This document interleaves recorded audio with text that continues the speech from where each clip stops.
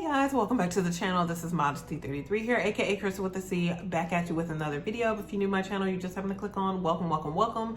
I try to put out 1 to 2 videos a week, but I have been on a little bit of a hiatus the past few weeks.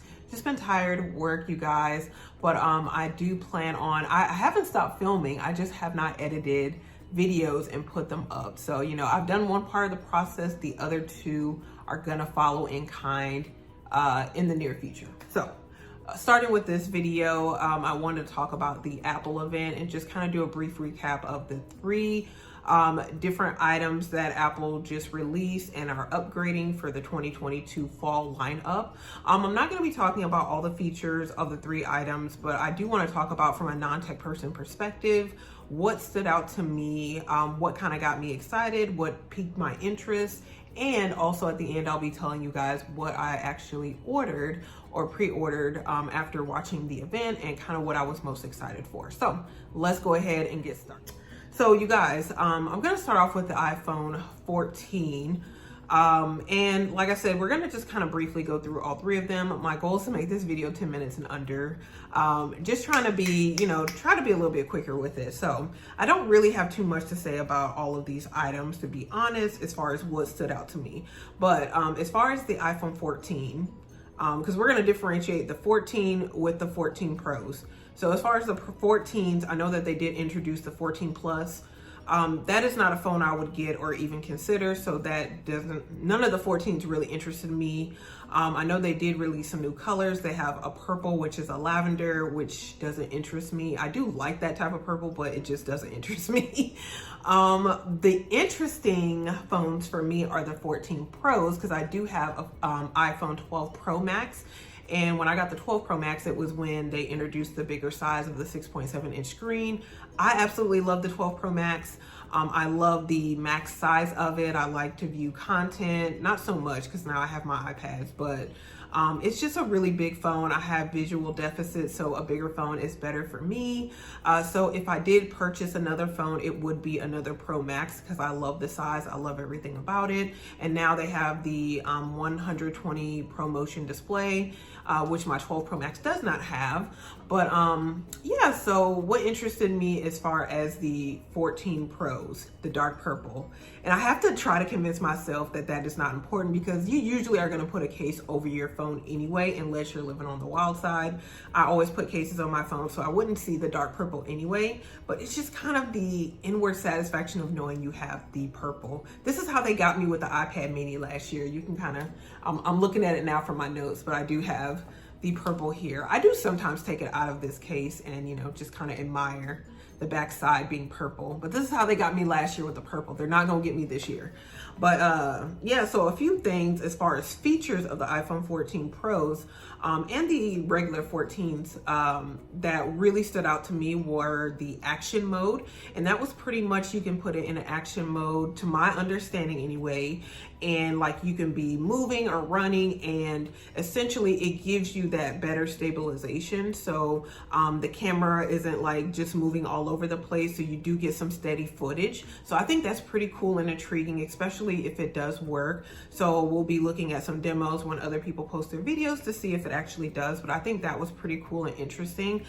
The other aspect was the crash detection. They did add that as far as the iPhone 14s, where if you do get into an accident, if you don't respond, the phone would be able to detect that. And if you don't respond within a certain period of time, then EMS services would be alerted and sent to your location. So that's a really cool safety feature added to the 14s.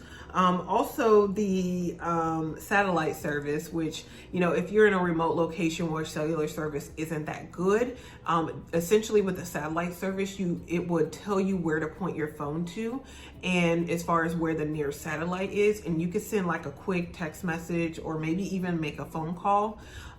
Just with the satellite, if the cellular service is not good in that area, just to alert someone where you are. So I think that's a really cool additional feature, safety feature as well. Now I think they'll just include that for 2 years, and then there's a fee attached to that satellite service. Not certain what it is, they didn't mention it to my knowledge.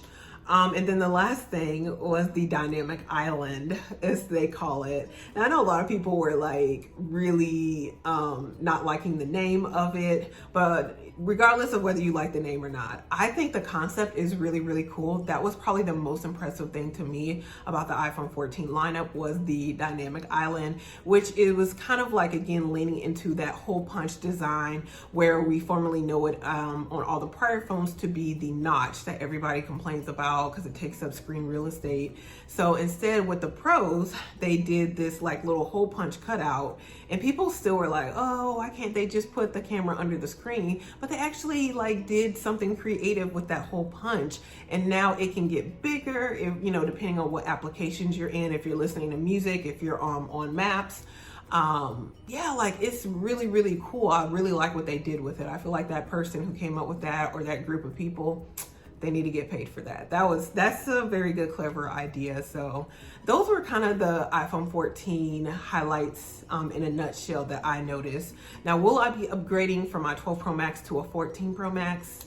I don't know. I'll have to wait for the reviews, but I really was not interested in upgrading this year, which is really crazy because last year I was super interested in getting a 13 Pro Max. But this year I just kind of feel like, I think I can wait for the 15. And then maybe at that point in time, I'll be ready to upgrade. But we'll see. Like I said, I haven't pre-ordered or tried to do a trade-in. So I'm just gonna kind of wait and see what the reviews are. I can always order it later on. It doesn't have to be now. So yeah, I'm still pretty happy with my 12 Pro Max overall. Moving on to the new Apple Watches. So the first thing with the Apple Watches, you also have the crash detection as well, same with the iPhone 14s. Also, they had the temperature tracking, which is really, really cool for like tracking fertility and ovulation for women. And so I think that's really, really cool. Yeah, like that's a really cool feature that they added, a health feature. And then the other thing that they added besides the crash detection and the temperature sensor, I'm trying to think of what else as far as the Series 8. I know that Hermes has a really cool watch band, but it's only for the 41 millimeter watch. Like it's a really cool band that I saw that they talked about, which is black and it has like some silver chain. Now, if they offer that on a 45 millimeter, like y'all, like Hermes, how come y'all don't have no cool bands for the 45 millimeter? I really like the double tour band for the Hermes, but they only offer it with a 41. You guys know I have a 45 because I got visual issues and then I got bigger fingers. So yeah, I have to have the 45. So yeah, the 8s to me weren't really much interesting about the Apple Watch 8. Not enough for me to want to upgrade, but the one that stole the show was the new introduction of the Apple Watch Ultra, which is for those who are into extreme sports, hiking, all the things, scuba diving, deep diving, all that I don't do. So I'm just trying to close my rings every day and get my 30 minutes of workout. So yeah, that watch is definitely not for me, but if you are into those extreme sports, if you do triathlons, all the things, that is a really cool watch.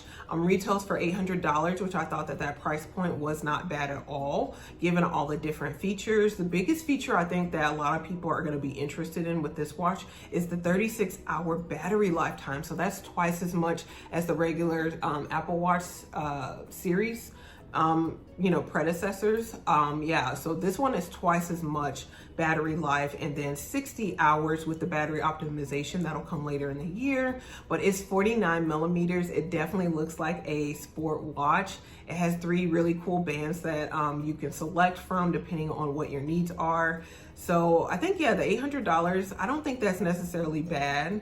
I think I paid more for this watch with the additional band than that, because I do have the stainless steel cellular model. So yeah, think about it, look at the features and see if that interests you. So, and then the last but not least, guys, are the AirPods Pro 2. Probably what I was most excited for because it was what I was gonna most likely purchase, and I did pre-order the AirPods Pro 2. These are my first generation AirPods Pro here. I got these March of 2020. They are engraved, but mostly I was interested in the AirPods Pro 2 because these do have an issue, like the left AirPod here has an issue where it's essentially like degrading and dying. So I did take them to Apple, and I no longer have the Apple Care that's valid on these. So I'd have to pay like $90 for the left AirPod to be replaced. So I just said I'd rather invest the money in the AirPods Pro 2. So yeah, the features that I'm most excited about with the AirPods Pro 2, definitely the 6-hour battery, the 6-hour extension as far as the battery life for the AirPods. Even though I never really run out of battery, I just kind of switch them up because I never use both at one time. But the 6 hours definitely is a plus. Also, the advanced or the better noise cancellation, they said it's twice as good as these are. So that'll be really good to test out. They also have an extra small little ear tip, which will be cool to try out and see if those fit better in my ears than the other 3 that they included the last time around. Because you guys see that I put the little black foam tips, which work best for me. I do use these 6 days a week when I work out. So yeah, like definitely have to have some where they will stay in my ears. And then also the volume control that they have included with the earbuds, I think that'll be really good. And it'll probably help a lot of people, as before you had to do your phone to change the volume and all that. So I did pre-order the AirPods Pro 2, so when I get those, I will be unboxing those for you guys so you guys can check that out.